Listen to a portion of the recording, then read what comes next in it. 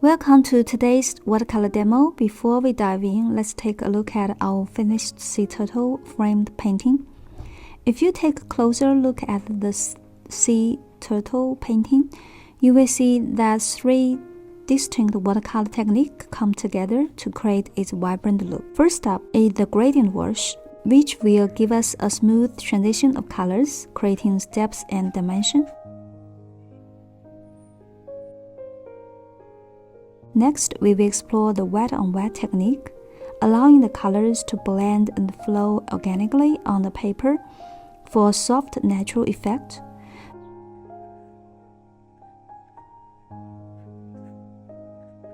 Finally, we will use the wet-on-dry technique for those crisp, detailed lines that define the sea turtle's texture.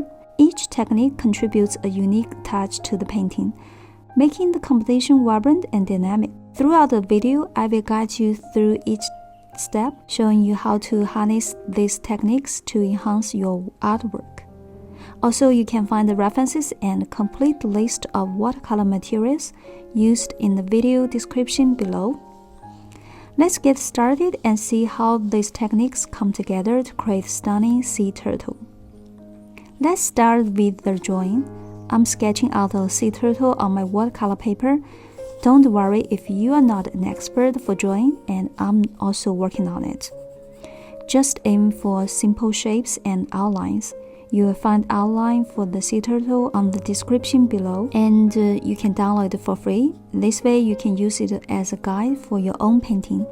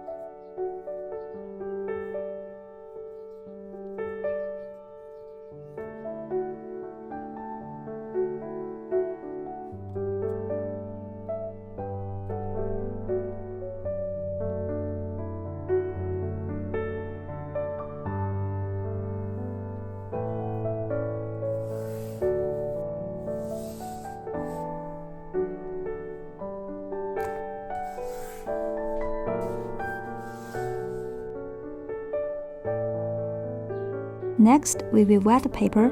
This helps the colors blend smoothly later on. Applying a clean, even layer of water over the areas where we will paint the underwater background. Make sure the paper is evenly wet but not pooling with water.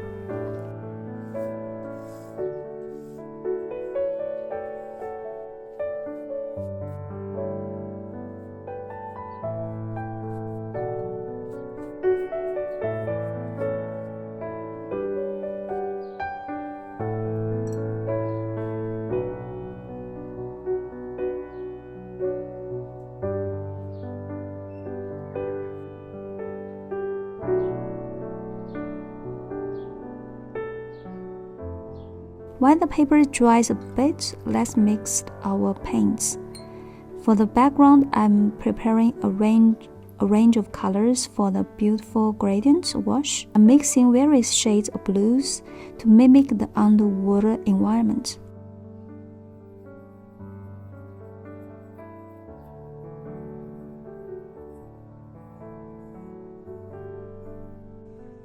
Before applying wash, I will use a wood block to put it under the board. This is for tilting our painting board.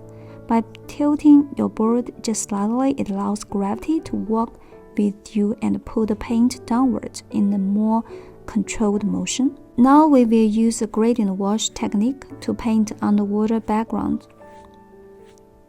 Start with the turquoise blue at the top and gradually blend it into darker shades, which is mixed with ultramarine and turquoise blue. As you move downwards, this will give our painting a sense of depth and dimension.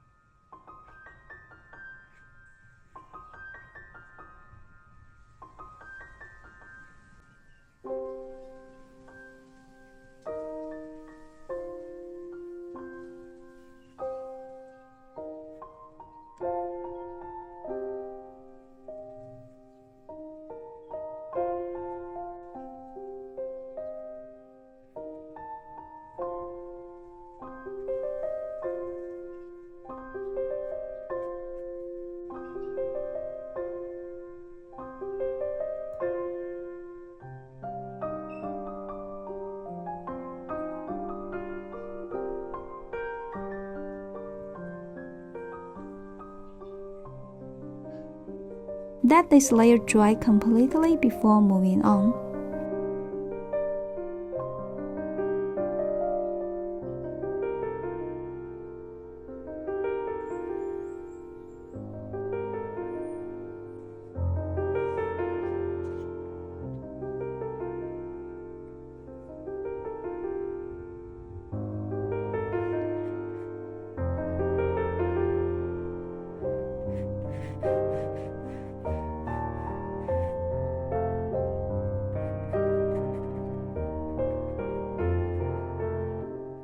Once the background is dry, we will use the wet on wet technique to apply the first layer of color to the sea turtle. Wet area where you want to add color, then apply your paint while the paper is still wet. This allows colors to blend seamlessly and creates a soft flowing effect.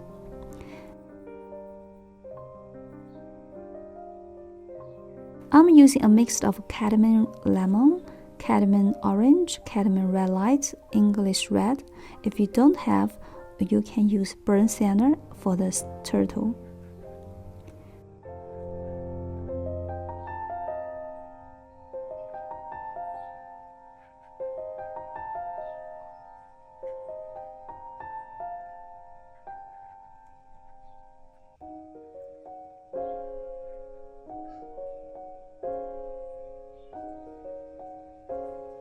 First, we will apply cadmium lemon to the upper area of the shell. Make sure the area is still wet so the color blends smoothly.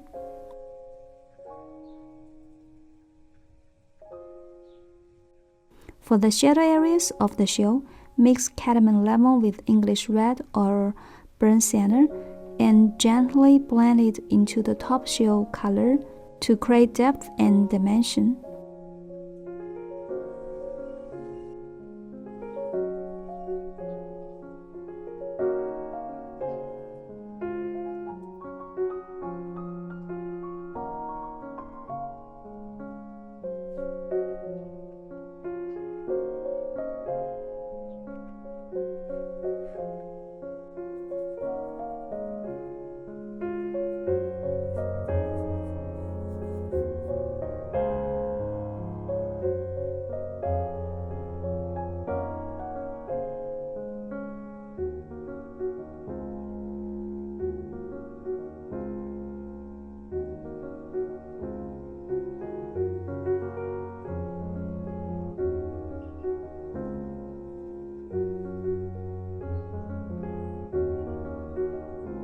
For the flippers, we will use the wet on wet technique to apply colors. Wet flippers first, then add your paint while the surface is still wet. This allows colors to blend seamlessly and give the flippers a more natural appearance and realistic shading. Using this method helps create smooth transitions and a realistic shading. Allow the lace layer to dry before moving on to the next step.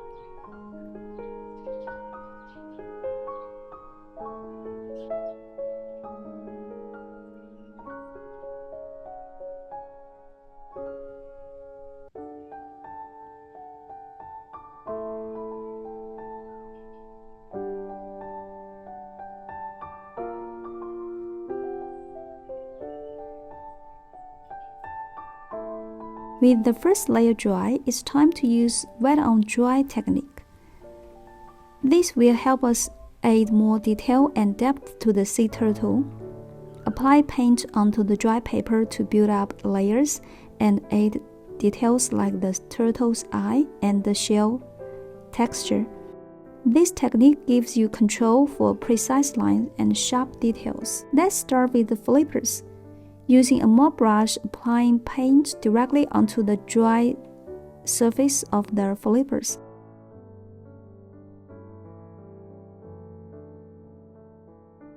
I'm using English red, or you can use burnt sienna to add more defined details and texture. The wet on dry method allows for more precise lines and sharper contrast, giving the flippers a more realistic look. Work carefully to build up layers and add any final touches to the flippers, enhancing their shape and detail. After finishing the flippers, we will move on to the adding details to the rest of the turtle.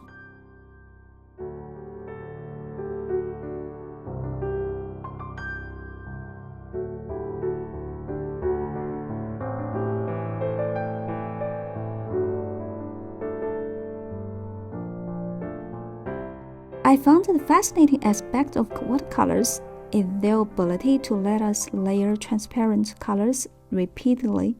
As long as the surface is dry, this allows us to fine-tune the colors and their intensity even after primary elements are completed. In fact, I find it much simpler to balance colors towards the end, when you can clearly see how the main color blocks interact. This means you don't have to constantly evaluate your work, especially during the initial stages where it's easy to get discouraged if things don't work perfect. My suggestion is to trust the process and wait until the end to make final adjustments. Assess how your colors and shadows have settled, and then review the entire composition. This way you can ensure that all your values, both lights and darks, are working together harmoniously. If you found this tutorial helpful, don't forget to like this video and subscribe to my channel. For more watercolor tips and techniques, leave a comment below and let me know what you would like to see next.